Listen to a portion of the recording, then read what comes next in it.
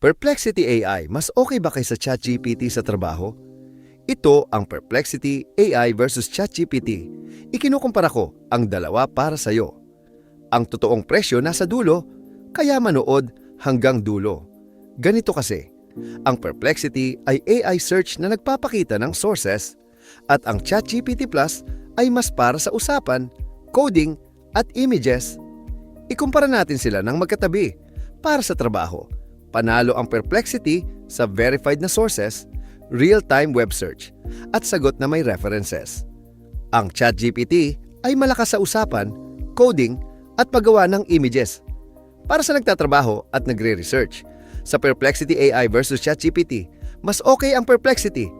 Paano makakuha ng Perplexity Pro mura sa GamsGo? Una, pili ka ng offer ng Perplexity.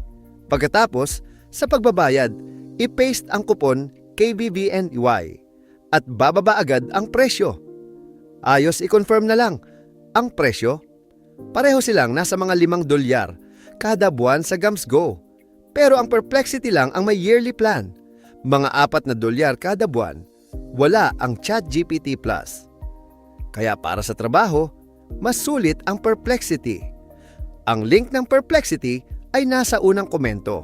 Kasama ang kupon KVVNI, bilisan mo, limitado ang oras.